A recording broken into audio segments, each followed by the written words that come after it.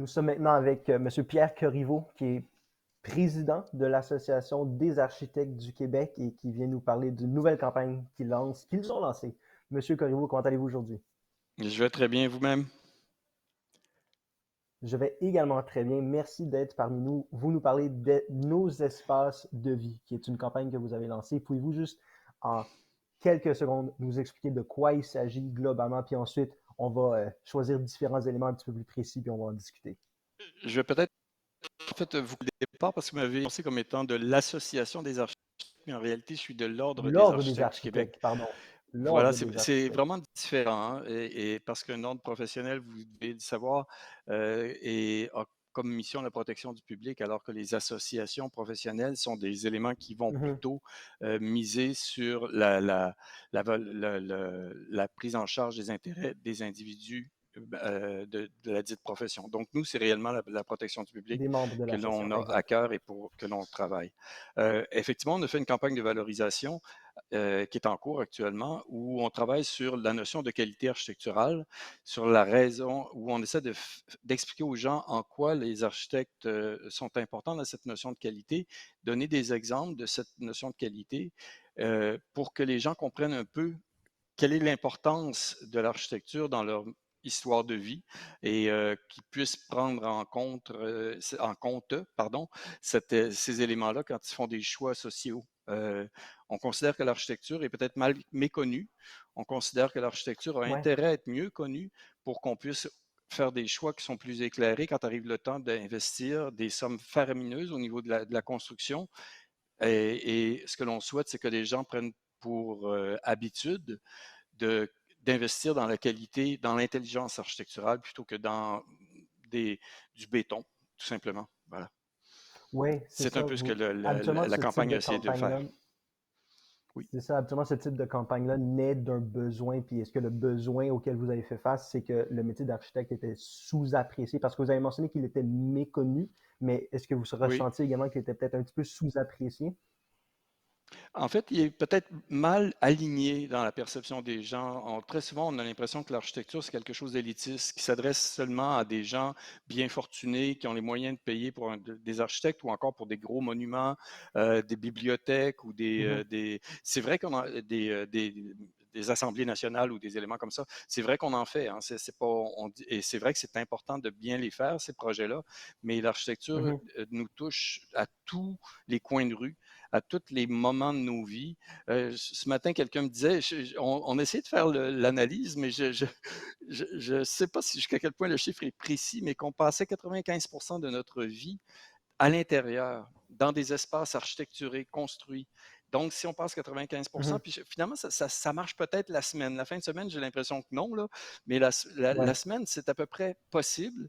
Et ça veut dire que 95% de notre vie, on est dans des espaces qui peuvent être perçus comme des prisons, des boîtes, ou encore des lieux inspirants, puis des lieux qui nous apportent quelque chose. C'est un peu de ça dont on veut parler dans cette campagne-là. Regardez autour de vous, apprenez ce qu'est la qualité, puis apprenez à l'apprécier. C'est ce qu'on souhaite faire. OK, j'aime énormément le fait que vous avez mentionné la qualité. Donc, j'aimerais plonger là-dedans tout de suite, ce qu'est Allons-y. l'architecture de qualité. Oui, on se doute donc que plus on pêche pour un architecte, plus c'est un architecte reconnu et plus son travail va faire en sorte qu'on se sent moins emprisonné dans l'espace qu'il crée. Mais cette architecture Oui. de qualité-là, est-ce que c'est aussi simple que de penser à ce que disait Antonio Gaudi que dans la nature, il n'y a pas de coin pointu et de ligne droite, donc l'architecture ne doit pas en avoir non plus. Est-ce que c'est tout simplement comme ça qu'on reconnaît une architecture de qualité, que c'est des courbes un petit peu partout? Non, non, non, loin de ça. Puis C'est plus il faut compliqué que faire ça, très d'accord? attention à tout. Oui, là, vous parlez un peu du style du star architecte, puis je, Mhm, je respecte beaucoup Antonio Gaudi et toute sa pensée, mais je n'en suis pas nécessairement. Et je vous dirais qu'il faut faire très attention de ne pas tomber dans aucun dogmatisme. Alors, il n'y a pas de définition aussi claire de ce qu'est une bonne architecture. Il y a mhm, plusieurs, et c'est d'ailleurs ce que l'on tente de démontrer dans la campagne. On donne plusieurs exemples de bâtiments qui ont été réalisés ces les dernières années et qui ne sont pas tous pareils. Il y en a des courbes d'ailleurs et il y en a des carrés, mais il y a pas de réponse précise sur la notion de ce qu'est la qualité. Il faut vous savoir que le gouvernement du Québec vient d'émettre une politique nationale d'architecture et d'aménagement du territoire dans laquelle on parle de 11 principes directeurs de ce qui nous permet d'analyser la qualité architecturale. Dans ces principes-là, il y a des choses aussi plates que le respect du budget. Mais il y a aussi les notions d'inclusion. OK. Est-ce que cette qualité s'adresse à tout le monde? Est-ce que tout le monde peut se l'approprier? Alors ça veut dire tous les budgets, mais ça veut dire aussi toutes les conditions de vie, parce que vous et moi, on a l'air d'être bien portants, mais il y en a d'autres qui ont peut-être un peu moins de chance et qui ont besoin d'une architecture qui s'adresse à eux aussi. On parle des handicapés, mais on peut parler aussi des malvoyants, on peut parler de Mhm. toutes sortes de choses. Et ça fait partie de cette notion de qualité, de pouvoir desservir l'ensemble des populations qu'elles doivent desservir.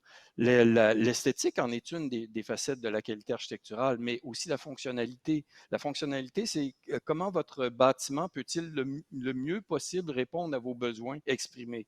Ça veut dire que ça prend une Mhm. intelligence architecturale pour faire la mise en plan, pour mettre les fonctions qui ont besoin d'être proches l'une de l'autre, de réussir à les rentrer. Puis très souvent, c'est dans des limites assez précises. Puis vous devez rentrer 4 carrés, Mhm. 5 ronds, puis 2 triangles dans un espace qui est gros comme ça et qui est défini à l'avance, qui est le lot ou encore le bâtiment que vous rénovez, que vous réaménagez. Donc, ça prend des gens qui ont l'habitude de jouer avec ces casse-têtes-là parce que c'est un casse-tête et donner une réponse qui est Mhm. adéquate, mais qui n'est pas seulement adéquate fonctionnellement, qui est adéquate au niveau des besoins, au niveau du budget, au niveau de l'échéancier, bien sûr, puis au niveau de cette appropriation et de cette flexibilité, parce qu'on vous donne des budgets, puis on vous donne des projets à faire pour l'instant, mais il faut toujours penser que dans 1 an, dans 10 ans, dans 20 ans, ce projet, s'il a été conçu pour une fonction trop précise, va avoir de la difficulté à évoluer. Donc, il faut garder à l'esprit que si on veut que ce projet-là soit pérenne, dure longtemps dans le temps, qu'il ait une forme de flexibilité qui va permettre de tenir compte des améliorations ou des changements d'us et coutumes dans le temps. Encore une fois, vous savez, et l'autre chose que OK. vous avez dit, on est un peu en échange, mais vous avez dit, plus on paye cher, plus on va avoir de bons architectes. C'est pas tout à fait exact. Un architecte ne coûte pas si cher que ça par rapport à tout l'argent qu'il peut vous faire économiser, par rapport au fait que OK. s'il y a de l'intelligence, si on fait les bons regroupements, on va avoir besoin de beaucoup moins de superficie parce qu'on répond à la fonction de façon beaucoup plus pragmatique et beaucoup plus optimisée. Et c'est à ça que sert l'architecte. Donc, c'est pas, on ne paye pas plus cher pour un bon architecte. Tous les architectes sont excellents.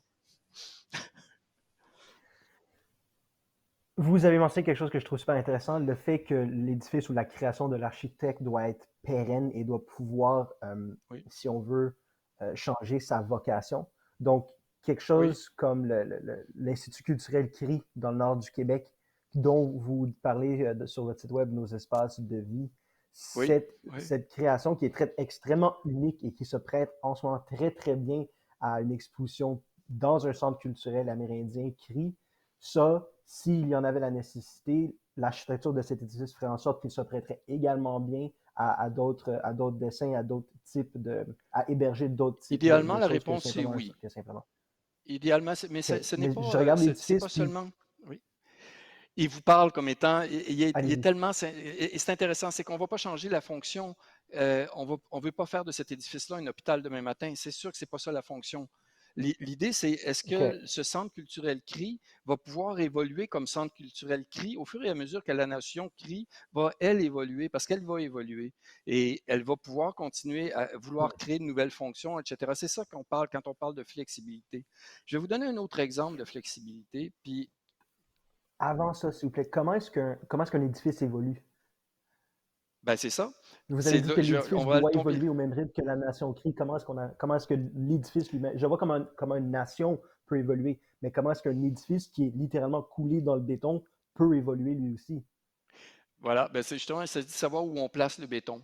Par exemple, un édifice avec des portées qui sont assez grandes, dans lequel des cloisonnements légers vont être faits pour séparer une fonction à l'autre.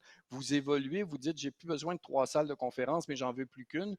Si vous avez mis des murs de béton entre chacune parce que vous aviez besoin de faire de la structure, Mhm. ben, vous ne pouvez plus le démolir parce que c'est la structure qui va tomber. Mais si vous avez mis des colonnes et que vous avez prévu effectivement qu'un jour ou l'autre, on pourrait complètement changer l'aménagement de ce plancher-là, ben, vous avez une architecture qui est plus flexible. Mais là, on parle à partir d'un gros élément institutionnel. Mais j'aimerais vous rappeler qu'il y a 3 ans, on est tous tombés en pandémie au Québec. Et en pandémie, on a Mhm. pris les gens, toutes les familles, des gens qui étaient bien nantis, d'autres qui ne l'étaient pas du tout, puis on leur a dit, vous restez chez vous pendant les prochaines semaines, puis vous n'avez plus le droit de sortir. Il y a des gens qui se sont retrouvés dans des tout petits logements à 4 puis 5, avec des espaces qui étaient trop exigus pour accepter n'importe quelle autre fonction qui n'avait pas été prévue initialement, qui se retrouvaient obligés de travailler à la maison parce qu'ils travaillaient en télétravail et qui n'avaient pas d'espace même pour déposer leur ordinateur, autrement que dans la salle de lavage quand il y avait une salle de lavage ou surtout autrement qu'à 5 dans la Mhm. cuisine. Alors, ces espaces qui manquent de flexibilité, on en avait parlé beaucoup à l'époque parce qu'il y avait des exemples de discrimination financière parce que les pauvres avaient, ceux qui étaient moins bien nantis étaient vraiment mal pris dans cette crise qu'on a vécue et ceux qui avaient des espaces à n'en plus savoir quoi en faire, ben, eux n'ont pas eu la même problématique. Mais eux, avec la flexibilité, et les premiers n'en avaient aucune. Or, cette flexibilité, des fois, il Mhm. s'agit de rajouter 2 pieds dans une pièce, puis vous avez tout à coup une pièce qui peut recevoir une autre fonction et qui ne demande pas beaucoup d'investissement de plus, mais qui permet à tout de Mais réfléchir, de la- passer d'une fonction à l'autre. Vas-y. les fonctions qui peuvent être données à les fonctions qui peuvent être données à une pièce en particulier, et c'est pas plus la responsabilité du propriétaire de Oui, l'espace, dans le sens que exact. Merci. dépendamment de si je mets une table, dépendamment si je mets une armoire, dépendamment si je mets des étagères, c'est la fonction de la pièce qui change. Puis la table, la chaise, le divan, ce qu'il y a dans la pièce, ce n'est pas la responsabilité de l'architecte, c'est la responsabilité de la personne qui est propriétaire de cet espace-là et qui l'arrange Génial. selon ses besoins et non. Donc, Je suis totalement d'accord avec vous et c'est pour ça qu'on parle de flexibilité. Là, vous allez comprendre exactement parce que c'est OK, vous qui êtes tombé exactement dans l'exemple.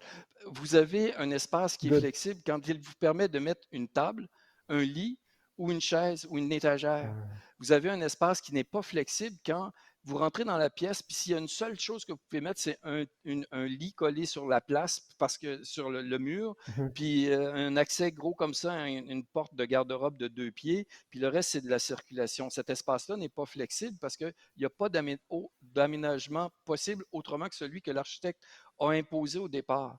Un bon architecte, un bon concepteur, puis j'ai dit l'architecte, mais dans ce cas-ci, vous savez, la plupart des logements ne sont pas oui. dessinés par des architectes en ça. Une bonne conception va faire que justement dans une pièce, vous pouvez décider que c'est un lit simple, un lit double, 2 lits simples, des lits superposés, une table de travail, une aire de jeu pour les enfants, une bassinette puis une aire de jeu. Mais tout ça va faire Mhm, que les positions des fenêtres, des portes de ces éléments-là vous donnent des pochettes aménageables dans la pièce. Et ça, c'est ce qu'on appelle ouais, l'intelligence architecturale, c'est-à-dire que c'est celle qui ne vous oblige pas à une seule fonction, mais celle qui vous permet de prendre cette pièce-ci et de la faire évoluer. Quand je parlais d'une évolution, elle est là. Vous n'avez pas besoin d'un ordinateur pendant des années dans votre pièce, vous ne travaillez pas chez vous, mais le lendemain, vous avez besoin de rajouter une table puis une chaise pour pouvoir travailler autrement que sur votre lit parce que vous êtes pris chez vous. Alors, cette mhm, flexibilité-là, elle demande une intelligence architecturale. Et elle est, je le redis, ça, ce n'est pas une question de gros sous, c'est une question, c'est à la portée d'à peu près tout le monde, autant tant est qu'on le veuille. mhm.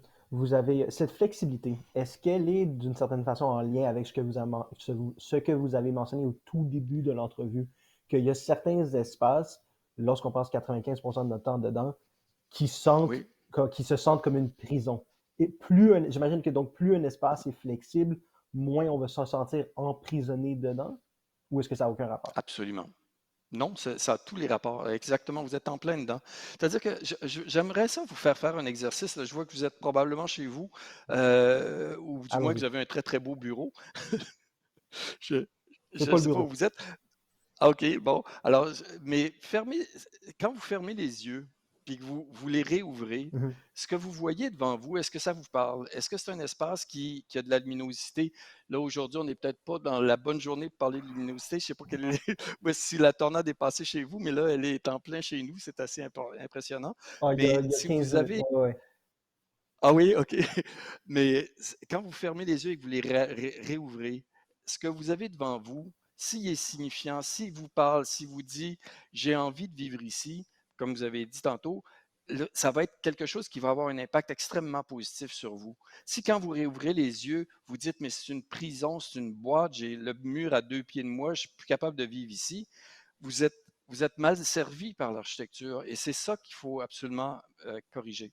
Oui, mais c'est quelque chose d'extrêmement personnel, ce que vous dites, dans le sens où moi, si je me ferme les yeux puis je Oui, m'imagine une pièce qui va m'allumer, qui va m'émerveiller, qui va m'exciter, c'est du bois partout, c'est un mur de briques comme celui qui est derrière vous, tandis que pour quelqu'un d'autre, ça peut être du granit froid avec des planchers de tuiles froides, du blanc partout. Moi, il va y avoir plus de couleurs. Moi, vous avez ce qui raison. m'allume le plus, ça va être quelque chose comme Falling Water de Frank Lloyd Wright. Mais pour d'autres personnes, ça va être entièrement le contraire. Fait que c'est très, très, très Oui, personnel. Et donc, j'imagine qu'il doit se développer une relation extrêmement tissée serrée entre l'architecte et son client pour pouvoir créer quelque chose comme ça. c'est super intéressant. Vous savez, il y a 2 types d'architecture. Il y a l'architecture qui est destinée, puis les 2 sont importants puis sont, de valeur égale, là. Il y a l'architecture qui est destinée à l'individu, c'est-à-dire, on a une relation quand on dessine une maison privée, Mm. on rencontre les utilisateurs, on a une relation étroite avec eux, on prend l'énoncé de besoin et là, on est capable de savoir ce qu'ils pensent, ce qu'ils veulent, comment on pourrait répondre à leurs commandes directement. Ça, c'est sûr que c'est un peu plus c'est moins courant et c'est un peu plus traditionnel comme rôle avec l'architecte. On pense que cette Mhm. relation-là, vous allez voir votre architecte, vous lui dites, moi, ce que j'aimerais avoir, c'est ceci. L'architecte travaille sur la chose, il revient vous la présenter. Il y a des échanges constants entre les utilisateurs. Puis là, à ce moment-là, si vous voulez Falling Water et que vous avez les moyens de vous le permettre, ben, vous allez avoir quelque chose qui Reste pas ressemble à grand Falling monde. Water. Mais il n'y a pas grand monde pour ça, effectivement. Mais dans les maisons privées, c'est quelque chose qui se fait très facilement. Puis ça ne coûte pas nécessairement le coût de Falling Water, encore une fois, hein. Il y a des maisons, des tout petits bijoux d'architecture, puis ça, on essaie de le démontrer dans la campagne aussi. On a de tout petits bijoux Mhm. d'architecture qui sont pas très, qui n'ont pas coûté cher, mais qui sont vraiment des Falling Water à leur échelle. L'autre façon, l'autre partie l'autre facette de l'architecture, et excusez-moi pour le bruit, mais je suis dans votre 15 minutes plus tard, là, c'est la tornade. L'autre façon de créer l'architecture, c'est celle où on n'a pas un contact direct avec l'utilisateur. Le multilogement, par exemple, quand vous faites des HLM ou des Mhm. condos ou des éléments comme ça, vous n'allez pas avoir un contact direct avec celui qui va habiter votre maison. Mais là, ça demande à l'architecte de l'empathie. Ça demande à l'architecte de se dire, de se mettre dans la peau de l'autre. L'autre, il ne peut pas l'avoir dans la face, mais maintenant, il peut dire, OK, moi, je travaille avec mon utilisateur potentiel, c'est une famille de 3 enfants. Comment ils vont vivre dans cette famille, dans cet appartement-là? Comment, quand les enfants vont se chamailler, où est-ce que je vais pouvoir installer telle activité? Où est-ce que je peux leur Mhm. apprendre des éléments? Où est-ce qu'on peut jouer ensemble? Toutes ces questions-là, vous n'avez pas l'individu devant vous pour vous dire, j'ai besoin de ça, mais l'architecte est là pour créer son programme et créer des espaces qui vont lui permettre de répondre au plus de besoins possibles. Et c'est là qu'on revient à cette notion de flexibilité. C'est-à-dire que si vous vous êtes dit, le même espace doit être conçu pour recevoir plusieurs fonctions parce que chaque famille vivra dans cet espace-là différemment, ben à ce moment-là, vous Mhm. créez des espaces qui sont fonctionnels pour plusieurs types de familles qui ont plusieurs désirs. Bien sûr, ils n'auront pas toutes des falling water s'ils veulent des falling water, mais au moins, ils vont avoir des espaces qui sont capables d'aménager en fonction de leur propre goût et leurs propres Mhm. désirs et besoins. Vous avez mentionné quelque chose que j'ai trouvé intéressant, l'énoncé de besoin. Donc, lorsque vous Oui, faites affaire avec un client pour une maison, c'est l'énoncé de besoin de cette personne-là. Lorsque vous créez un HLM, c'est l'énoncé de besoin de multiples familles que vous devez oui, envisager. Mais j'imagine que ça doit oui, aller plus loin que ça. Disons que vous créez une place publique. C'est l'énoncé de oui, besoin d'une collectivité entière que vous devez prendre en oui. considération. Puis, est-ce que ça, c'est, le mot, c'est pas décourageant, mais est-ce que c'est l'envergure de cet énoncé de besoin d'une communauté? Est-ce que c'est stressant de devoir considérer toutes les différentes choses qui vont Tellement affecter pas. cet énoncé. Parce que vous créez une place publique, c'est une collectivité qui Oui, va l'occuper. Vous oui, créez un centre commercial, oui. c'est une collectivité qui va l'occuper. Donc, Mm. c'est à plus grande échelle encore. Oui, mais c'est super intéressant parce que c'est la plus belle partie de la job. C'est de questionner tout ce dialogue avec l'utilisateur. Puis des fois, il n'y a pas, comme je l'ai Mhm. dit tantôt, des fois, on n'a pas le contact direct avec l'utilisateur, mais il y a un représentant ou il y a un promoteur ou il y a quelqu'un qui a un besoin, là. C'est tout cet échange-là qui est la première partie de l'architecture, puis qui est un des morceaux les plus intéressants parce que la question du pourquoi, un architecte, c'est toujours un peu un enfant, hein. Il revient toujours avec la question du pourquoi, comment, on a toujours des OK. questions. Et au début, c'est ces échanges-là qui vont nous permettre de bien comprendre le besoin, de bien comprendre quelles sont les meilleures possibilités pour répondre à ce besoin-là. Et après ça, oui, on va retourner chez nous, on va dessiner, on va travailler. Puis après ça, le nouvel échange, c'est parler avec le client, parler avec l'utilisateur, puis lui dire, voici comment tu pourrais faire. Puis là, l'utilisateur va dire, ah oui, mais non, non, oui, ah oui, oui, oui.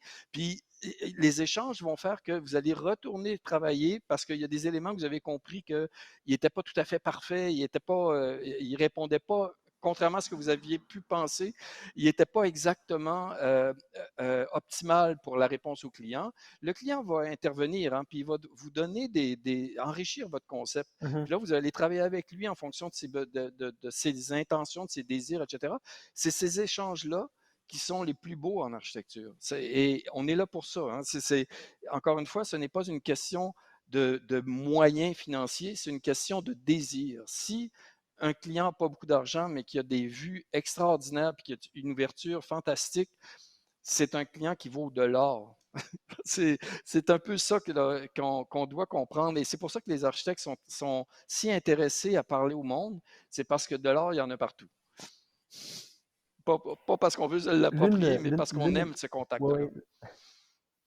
L'une de mes idoles, c'est Harold Bloom, qui a été c'est l'un des plus grands critiques littéraires des 150 dernières années. Il a enseigné à Yale pendant 60 ans. Et lui, une des choses qu'il disait, qu'il répétait souvent, c'est qu'il ne faut pas perdre de vue que c'est utile, c'est important d'écrire quelque chose de beau juste pour que ça soit beau. Il ne faut pas nécessairement qu'il y ait un message derrière. Est-ce que le rêve d'un C'est vrai. architecte, c'est de se faire dire, créer quelque chose de beau juste pour la beauté? Mettons de côté la fonctionnalité pour un instant et créons quelque chose de tout simplement beau juste parce qu'on le peut et parce que ça va être beau et qu'on va pouvoir l'admirer. C'est-tu votre rêve? En fait, j'ai envie de vous dire que ça devient la fonction. Tu sais, ça devient le besoin. C'est la OK. commande du client qui est prépondérante. C'est tel que, Ah, OK. OK. c'est ça à quoi on doit répondre. Si le client dit, moi, ce que je veux, c'est quelque chose, je me fous de la fonctionnalité, donne-moi quelque chose de beau. La réponse est oui, je peux répondre à Mhm. ça. Puis ça me tente d'y répondre. Money is no object, donne-moi quelque chose de beau, etc. Oui, mais c'est pas, la raison d'être d'un architecte, c'est de répondre à la commande. Si la commande, c'est fais-moi quelque chose de beau, seulement c'est la seule commande que je te donne, mais je veux que ce soit beau, vous allez voir, vous allez en avoir des choses belles. Mais très souvent, la commande, c'est fais-moi quelque chose de fonctionnel qui vaut tant, puis je veux que ce soit beau. Et ça aussi, c'est excitant. Puis c'est drôle, hein, mais quand il y a beaucoup de contraintes, les architectes du Québec ont une forme de capacité assez phénoménal à répondre au nombre de contraintes qu'on leur donne, puis à toujours s'exciter pour OK. essayer de trouver la bonne solution. Et ça fait partie de du plaisir qu'on a à travailler, c'est répondre à ces Mhm. contraintes-là.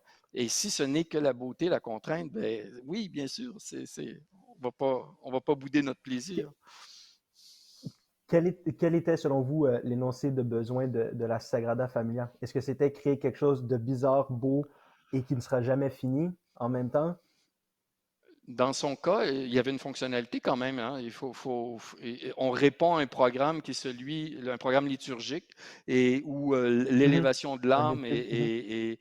ben oui, c'est un lieu de culte et on doit élever l'âme. Puis effectivement, quand vous levez, là, je vois que vous adorez Gaudi, mais vous levez les yeux, l'âme est élevée, puis on a presque envie de devenir un ange pour monter dans la cathédrale. Mais je pense que là, effectivement, puisqu'on parle de ça, c'est totalement réussi. Mais il avait aussi besoin de créer un point de rassemblement. Ça, je pense que c'est assez réussi. Il avait besoin de créer un symbole. On pense que c'est assez réussi. Il avait besoin de créer une œuvre pérenne. On pense que c'est plutôt réussi. En tout cas, juste le temps de la construire, ça Ouais. donne une forme de pérennité. Quel- Mais oui. si, quels sont les éléments d'un espace qui vont faire en sorte que cet espace est en mesure de créer un sentiment d'émerveillement chez une personne? Qu'est-ce qui, selon vous, fait en sorte que quand je rentre dans un édifice ou dans un immeuble, peu importe sa fonctionnalité, mais que l'espace fait Oui. en sorte que je suis émerveillé. Puis ce qui me vient en tête, c'est vraiment les vieilles églises en Angleterre, les Canterbury, il y a quelque chose dans ces endroits-là. C'est peut-être l'histoire de l'endroit aussi qui fait en sorte qu'on est un peu in awe ou émerveillé par ça, mais architecturellement, je ne sais pas si c'est un mot, mais de façon architecturale, qu'est-ce qui fait en sorte qu'on est émerveillé par un espace? Architecturalement parlant, Merci, l'émerveillement merci. va venir, oui, je vous en prie, l'émerveillement va venir de plusieurs facteurs. Le premier, c'est probablement l'aspect inusité de la chose. C'est-à-dire qu'à partir du moment où quelque chose est unique, on est étonné, on est souvent déstabilisé, puis on a envie de Mm. comprendre. Et si cette chose-là vous stimule dès le départ, là, un stimuli de cette nature-là, vous allez vouloir comprendre, puis là, vous allez apprendre comment les choses ont été faites. La lumière est extrêmement importante. Le jeu de lumière, la manière Mhm. dont on l'exploite, ça, c'est fondamental. Puis, tu sais, les exemples que vous donnez, cathédrale, etc., c'est niaiseux, là, mais des jeux de lumière dans un logement bien conçu, ça existe. Des positions d'éléments qui, tu sais, juste positionner une fenêtre pour qu'elle regarde quelque chose de beau au lieu d'un mur de briques parce que vous avez placé la fenêtre Mhm. 2 pieds à mauvaise place. C'est fondamental, puis ça vous permet, vous êtes assis à votre bureau, vous levez les yeux, vous êtes en train de penser, puis vous avez du travail, mais là, vous regardez dehors, puis il y a quelque chose de beau, une lumière, quelque chose qui se passe devant vous, ben, c'est parce que la fenêtre est bien placée. Si la fenêtre est placée là, puis que là, c'est le mur de briques, ben, vous regardez dans la fenêtre, puis vous voyez de la brique. Ça ne vous tente pas. Moi, je l'ai derrière, ma brique, mais devant moi, j'ai des fenêtres là, qui me montrent un orage assez Mhm. extraordinaire.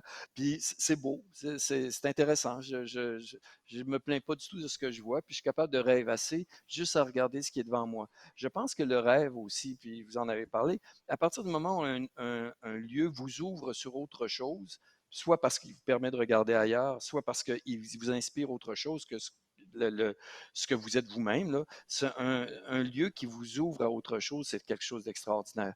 Vous avez parlé de Gaudi, c'est sûr, mais il y a beaucoup d'exemples en architecture.